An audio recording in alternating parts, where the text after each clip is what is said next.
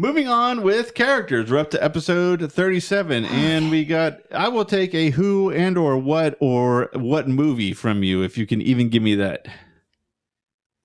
It looks like a damn Rorschach test, or like a slug. It is slug-like, I guess. It's this artwork isn't a great representation of him. He looks more like a giant walking fluke worm. But what he that's is, much better. Yeah, well, as far as visual description, it's still kind of frightening. But it's one of the characters that was in Jabba's palace. Okay. Essentially, kind of a background dressing character. He didn't play a direct role in the film events we saw on film. But he had a backstory. He has everything has a backstory, and I mean things, not just people. Everything has a backstory in Star Wars. But this is one of those characters we came in completely cold, knew nothing about him. His name's Amon. I think I forgot to mention that. And once we started to learn about this character, all of us got really interested and wanted to learn more. And this is a case where I guess it's be careful what you wish for, because Tim did continue to tell us, and it may have released. He may have shared some facts we maybe could have lived without. So. For more on what I am talking about, here's our clip from episode 37 about Amon. You said you found something about like how there was 32 skulls. Supposedly it says he had 35 heads displayed on posts around Jabba's palace complex. That's cool. It is cool. And supposedly he has a dead, dried, decapitated corpse right next to him that he like drags around as his whoopee.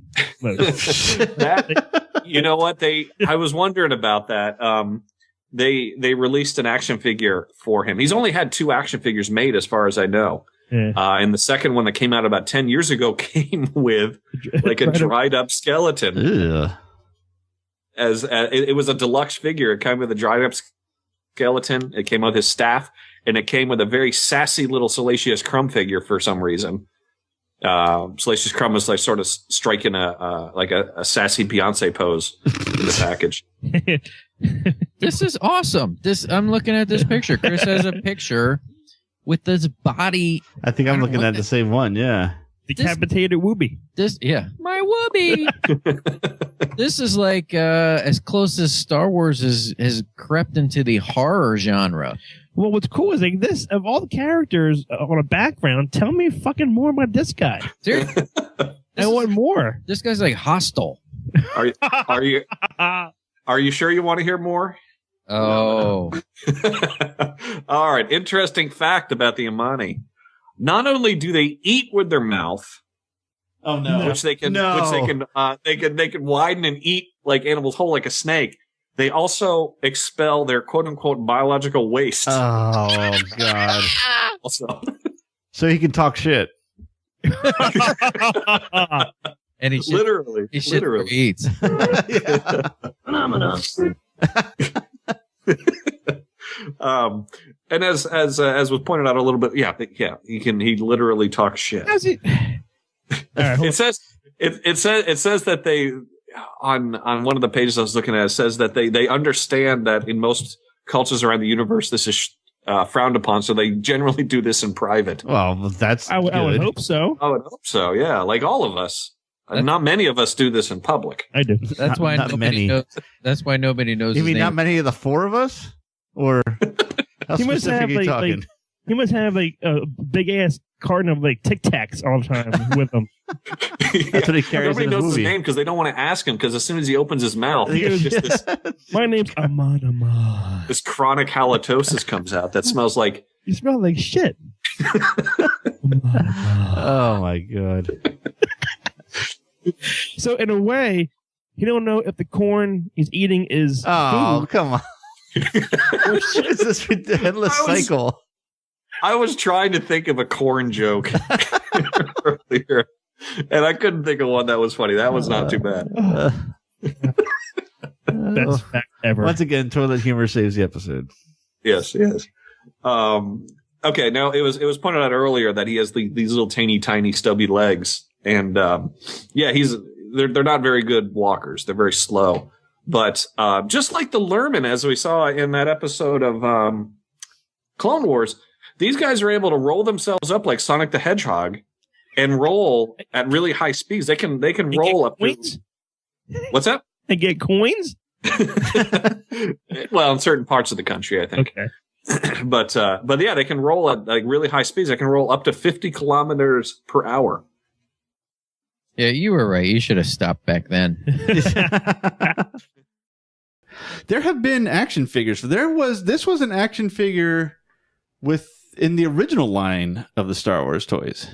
How big is it? He's big. He's about, say if a action figure is like that tall, he's just like he's like another head taller. So yeah, he was a big action figure. I never had him. He was released post the first Return of the Jedi wave, and I think that's the last time I had gotten figures as a kid. He was in I think he was in the Power of the Force, which I just realized you're not understanding a word I'm saying. It's all going blah, blah, blah, blah, blah. Mana. Exactly. Let's go on with the next character. You got to know who this is. And there's a couple reasons you should know who this is. Oh, I think I recognize that from the face-off. Yes. And at this point, with how much you don't know, I will take that. I will take that answer. Oh, I'll take that answer. He was all you're getting. He was in the obscure character face-off. His name was Poggle the Lesser. Oh, okay. And specifically, you'll remember this event from the face-off. It's the one that Tim did his impression of. That was funny. A thunderous applause. That and was funny. I'm not being sarcastic. I mean, it was really, people really thought that was funny. That took a skill. And it was funny. So, let's see. It's another prequel character. Attack of the Clones. This is our first time we see him. He's also in Revenge of the Sith, so I mean, at least he still probably only saw it 5 5 seconds. I don't think you hear us get too excited about prequel characters ever on the show. No, but in this character discussion, we start talking about his death, and going back and listening to this for the best of it's actually kind of funny how we get a little too excited about a character's death. So to better illustrate what I'm talking about, I'll play the clip. This is from episode 38. It is the character death discussion about Poggle the Lesser. But yeah, and as we see later, Poggle escapes Geonosis, but not before we find out that the Geonosians and the Techno Unit, I would assume, had created plans for a super weapon, which we all found out later was the Death Star. So yeah, that was at least like they did put those little things in there for, I don't know, at least people like me. Like, I'm checked out. Although I did like that battle. It was okay. I was with it at least a little bit through that. And then like you see the Death Star and you perk up. Oh yeah. Yeah. I mean, if only for a fleeting second, at least I was like into it. Like, ooh, I know what that is. I do remember going to see episode 2 on that midnight screening, and when they showed the Death Star, I remember just going, ooh. So I actually thought that the Death Star was going to have a much greater significance in episode 3 for some reason at that point. I thought maybe the plans or something having to do with the Death Star was going to have greater significance instead of just seeing the framework there at the end. Yeah, I agree. Yeah. But it didn't. Nope. In case you it did not. Forgot. Okay. There's a lot of things he forgot. There's a lot of things. But then, then the Clone Wars starts, and you'd think there's not a whole lot going on, but in season 2 of the Clone Wars, there's a really great 3-episode story arc that we see in season 2, where the Republic actually returns to Geonosis. The Separatists were able to retake the planet and start up a new droid foundry. And I would have to say that these 3 episodes trump the entire Geonosian storyline in the movie. They're just so well done, and they take on all different themes. Like they have one, I think it's called Landing at Point Rain, where it's basically a 30-minute battle scene, and it's awesome. It puts you right there better than the film. And then it goes on, and there's a horror thing with zombies and stuff that has to deal with the Geonosians, but it's really good. And Poggle the Lesser gets kidnapped and interrogated. Yeah, is that like they're like little worms or something? That yeah, I saw that one too. That was actually really good. Yeah, there's some really good. It's actually a pretty scary episode. I watched it not that long ago, and I really enjoyed it. I think that they did some really good stuff with those 3 episodes with Geonosis. But yeah, Paga the Lesser is captured, but I don't remember how he escaped. He gets away at some point because we actually see him in episode 3, very briefly, getting killed by Darth Vader. Or Anakin Skywalker before he puts on the Darth Vader suit, but he's Darth Vader at that point. Yep. Yeah, that part was cool. Oh yeah. Yeah. They actually he dies in different ways. In the book, they have him beheaded. I think on the Star Wars Revenge of the Sith video game, he gets squashed by a door. So they've killed him in a few different ways, but if I remember correctly, Anakin just slashes him with a sword and kills him. He gets. I slowed it down because I only knew he was in episode 3 because my son. I thought I was done after episode 2. I was like, yes, done. And he was like, no, he's in episode 3. I was like, are you kidding? So he told me where it was, and thank God it wasn't long. And I slowed it down and paused it, like pause. He cuts his torso off. Ugh. At first I thought it was just his head, but it's not his head. It's like his shoulders. From his shoulders up. Oh, wow. It's cut off, and you see his head and shoulders. Not the shampoo. You see them fly to one side as the rest of his body falls to the floor, and they're on fire. And he's got that cool little beard, you know? Yeah. He kind of, as he's cutting the head and shoulders off, he slices even off the ends, the tips of the beard. Not the beard.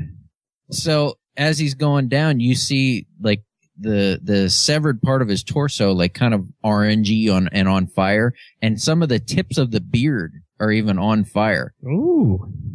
Like, oh, wow. They, for something that you can't even see unless you slow it down, they really put the time in. Beard was singed. Yeah. They didn't need to sever the beard. I mean, nobody can see that when it happens. Right. But I did like this character, but I liked watching him die. That's an FX guy taking real pride in his work, is what that is. Yeah. It was cool.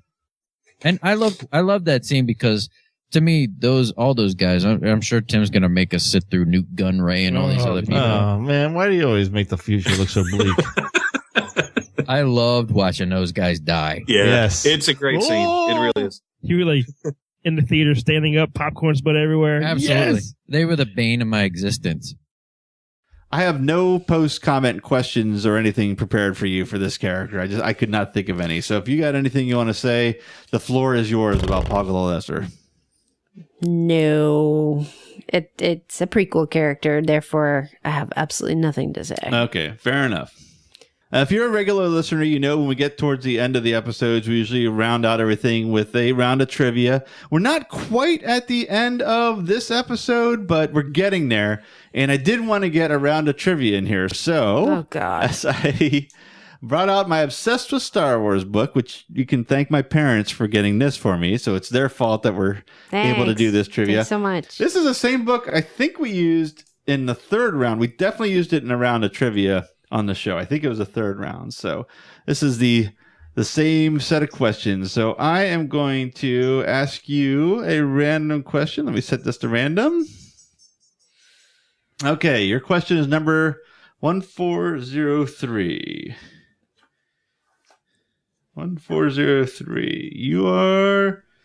I don't know if you got out of the prequel territory. Oh, yep. Okay, here's the 1300s. Woohoo. You're at least out of the prequel Thank questions. God.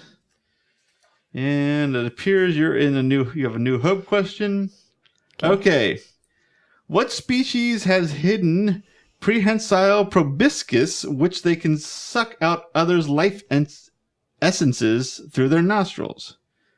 Which species have hidden prehensile proboscis with which they can suck out others' life essence through their nostrils? Okay. There's a multiple choice. A. I'm going to say Mercerians, but that may be wrong. B. Rhodians. D. Anzates. Or D. Ranets. Well, I just say them again, but A, B, C, or D, because you're pretty much going to be guessing. Okay. C. C? You're right. Holy crap! How did that happen? I don't know. Ha! Well, you're in the lead. Ooh, yeah. Let's see what you got. What? 183. Oh, okay. That's definitely 183. 183. Oh, that sucks. There's no way that can't be Phantom Menace. That is the Phantom Menace era. 183. What was Pod Racer Arc Bumpy Roose's homeworld? Was it A? C. I have no idea, so I'm guessing C now. Was it A, Stump, B, Sump, C, Slump, or D, Scump? Okay, it's not C. That's no way it's C. I'll say D. D is the only one that doesn't sound like a real word, so we'll say D. Oh, no, it was C. It was C? Was that Stump or something? Slump. Oh, God. All right. Slump. No, you got 2234. Oh. Good Lord. That's probably a Jedi question. Still in the realm of movies I've actually seen. Exactly. No, it's Return of the Jedi. Okay. Okay, what species plan to eat Luke Skywalker? What doesn't plan to eat Luke Skywalker? A. Twi'leks, B. Ewoks, C. Sulistans, or D. Bith? What species plan to eat Luke Skywalker?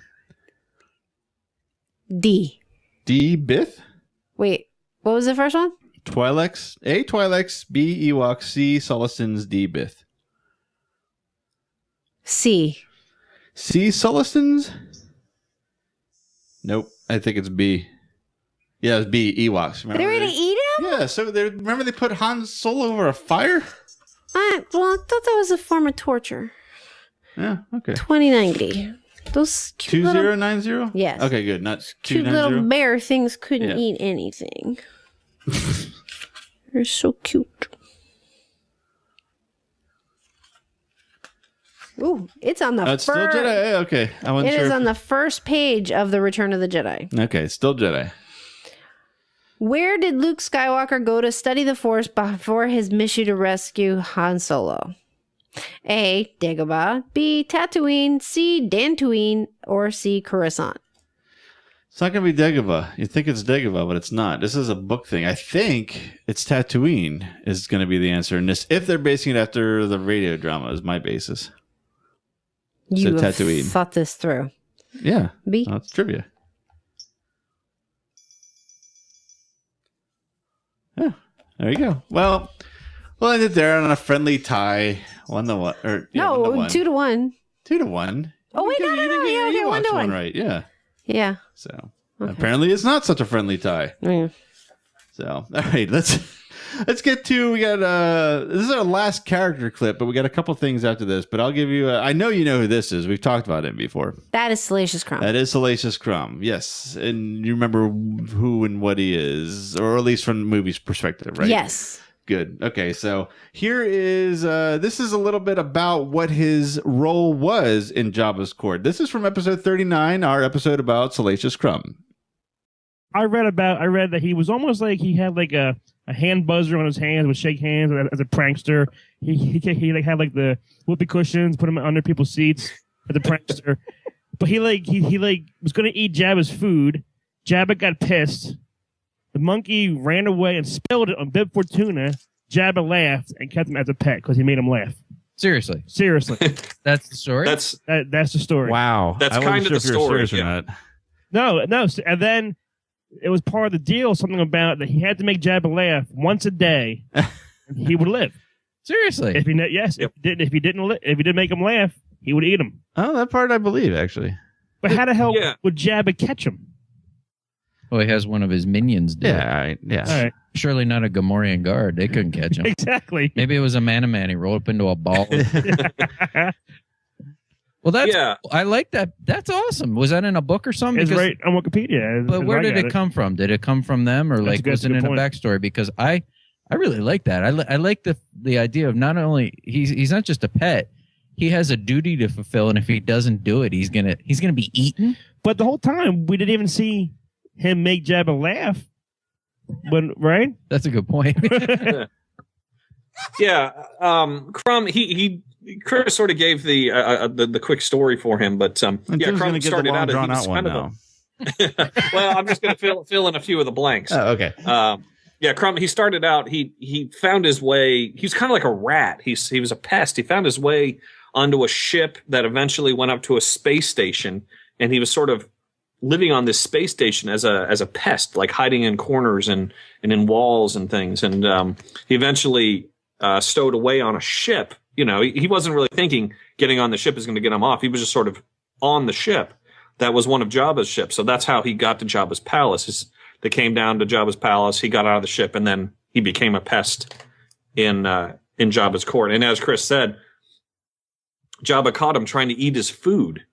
So you know, he runs away. Jabba wants to tries to eat him. That was his initial punishment, but he made him laugh because he spilled stuff on the other guys. And as Chris said, his job is he had to amuse Jabba once a day, or he was going to die. Once a day, he had to amuse him. So he's more like a court jester than a pet. Yes, yeah, that's his actual official position. He is like a court jester. And if you look at him, he's got a little bit of a jester look. You know, like jesters have those things around their necks. You know, and the hat has those like big ear bells hanging off of it. Yeah. Like the Harley Quinn hat, like that goes from side to side, like that kind of thing. So he does look kind of like what we stereotypically think of a court jester to look like.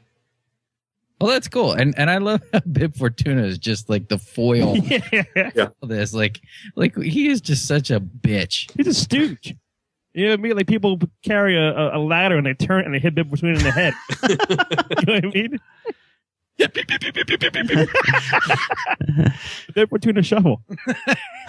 But Crumb was basically the bane of everyone's existence that lived in the in Jabba's court, because he was constantly playing jokes on him to amuse Jabba. So he'd go up to someone and, you know, light a match and put it under, you know, F-Font Man's ass just to burn his ass to watch F-Font Man. Oh, and then he'd run away. Yeah. And then he'd come up and hide on Jabba. Yeah, then he would take a nap, watch his tail move.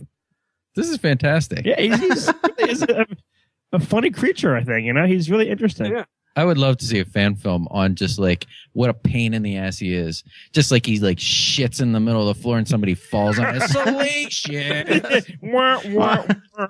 It's always Bib Fortuna. Yeah. He's like Mr. Roper or something. He's always getting, you know, what's going on here? Mr. Roper. Mr. Roper, man. All right, we got one more clip. But before we get to that, I did mention way earlier in our first break about the ArTmor project, and that we have something we just launched where people can get involved apart from being artists, right? Mm-hmm. Okay, so I am gonna let's play that now before we get to our last clip. So here is a way you can get involved and help out the ArTmor project. The Star Wars in Character episode Donate for Dengar, benefiting the Mandalorian ArTmor project, presented by the Star Wars in Character podcast. So far, the ArTmor project has brought together 60 Star Wars artists, fans, podcasters, and fan community pioneers, each recreating the iconic Mandalorian armor into one-of-a-kind works of art.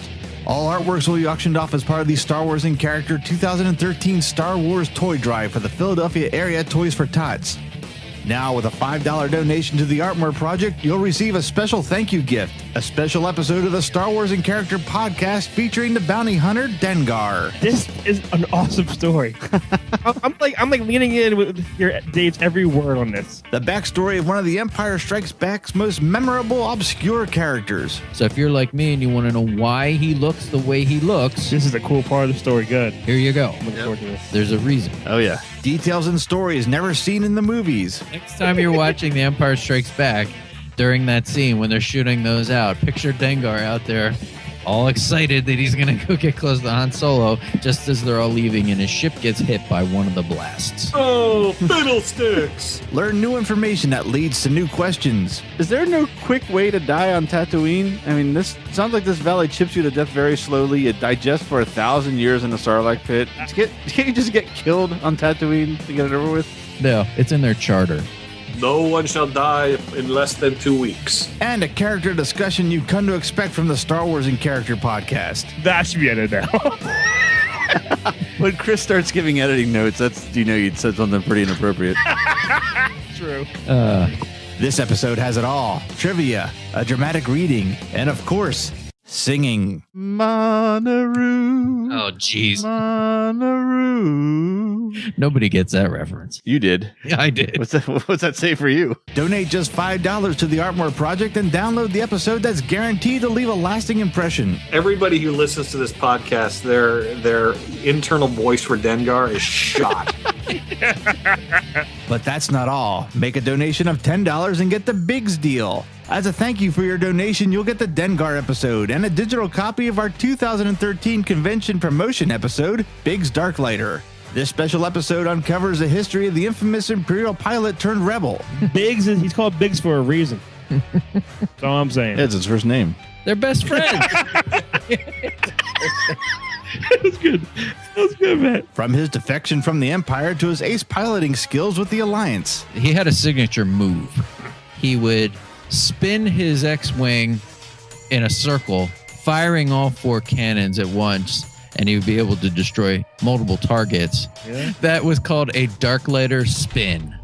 Clever name. A special trivia round and celebrity encounter stories. Biggs was played by Garrick Hagan. Now, I know at least 3 of the 4 of us have met him. Matt, have you? No.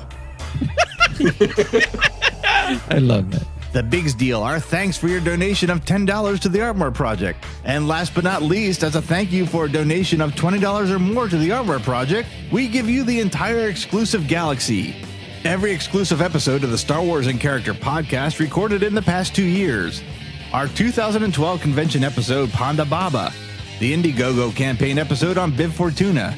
The Star Wars Celebration 6 panel attendance gift episode, Jango Fett. Dengar and Biggs Darklighter.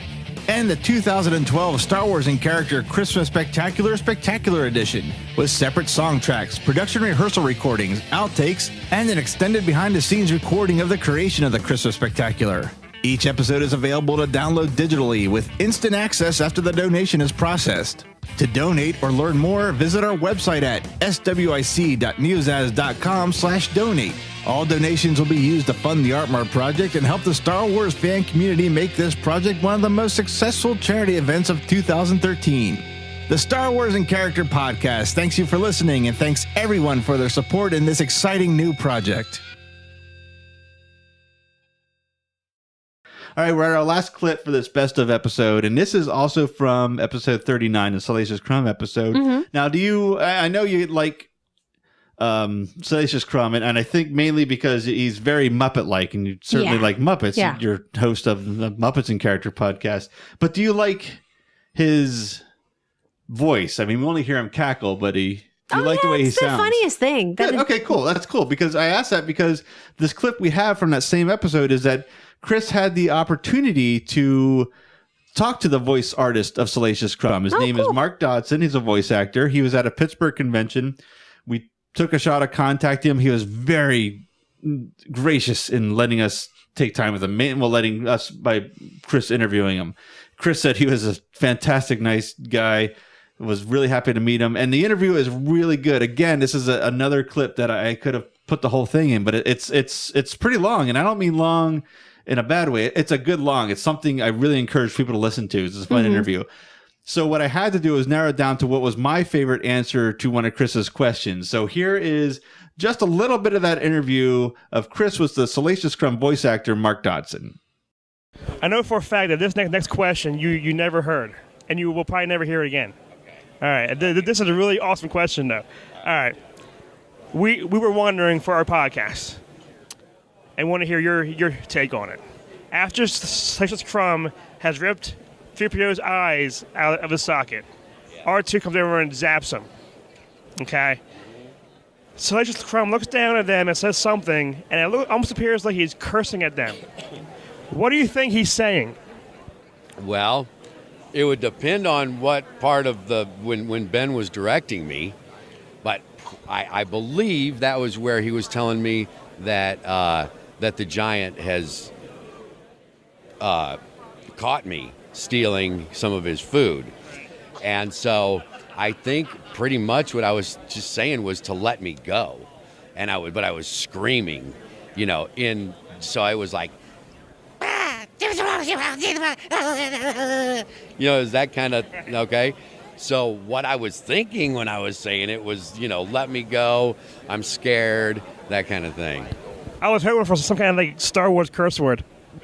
Let me go, you bastard. I will take that. I will take that. All right, so that's my favorite answer. I don't. Maybe the only one where he curses in it might be my favorite, but you just like that. I don't. You I bastard. guess so. Well, you made it through the best of. I survived. Now, having heard all those clips, have we turned you into a regular listener yet? I will be a regular listener of the next clip show. Okay. All right. Well, we can at least be comforted in the fact that we will continue to hear you on every episode, at least for the next 100 episodes. I'm pre-recorded. So. I don't have to worry about it. Well, with that, I want to thank everyone for listening. Join us for our upcoming 100th episode. It's going to be something we've never done before. We're really excited to do. We're excited to talk to everyone that wants to participate. Check our Facebook for the date and time. That is facebook.com/Star Wars in Character. If you want to learn more about the ArTmor Project, there's a Facebook page for that as well. That is facebook.com/ArTmor Project. And ArTmor is spelled ArTmor. Well, with that, I want to thank everyone that checked out this best of episode, no matter how you checked it out. If you're listening to this on our regular iTunes feed and you're not a member of our Facebook page and did not see that we announced there's an accompanying video to this, there's a video for this on our new YouTube channel. And you can find this and our other videos by searching for Neozaz Vids on YouTube. If you happen to stumble on this on YouTube and didn't realize there's another 99 regular episodes and a total of 127 episodes behind this one, check us out on iTunes by searching for Star Wars in Character on iTunes. Our Facebook page, as I said several times before, is facebook.com/Star Wars in Character. And if you want to learn more about the ArTmor Project, that has a Facebook page as well. That is facebook.com/ArTmor Project. And ArTmor is spelled ArTmor. Well, with that, I also wanted to take a moment to thank my co-host for this episode from Neozaz.com's podcast, The Great 80s Movie Debate, Muppets in Character, and who knows what else in the future. Possibly some more videos for this and for Neozaz. Christy. Why, thank you for having me. Thank you. So, you want to take us out in this episode? Get the end credits rolling in the way you have 99 times before? Okay, so you've been watching Star Wars in Character. Thanks for watching or listening or whatever you're doing. Yes, that is proof right there you've never listened to the episodes and nowhere close to the thing you said 99 times before. That's okay. All right, everybody. Thanks again for listening and join us on the 100th episode. Thanks for listening to Star Wars in Character. Star Wars in Character is part of the Neozaz.com network of podcasts. For more great podcasts and original entertainment, please visit www.neozaz.com. Star Wars in Character is not affiliated with nor endorsed by Lucasfilm Limited or 20th Century Fox. Star Wars and all Star Wars universe characters, places, or Star Wars-related items are the copyright of Lucasfilm Limited or their respective trademark and copyright holders. Visit www.swic.neozaz.com for the latest Star Wars in Character episodes and information.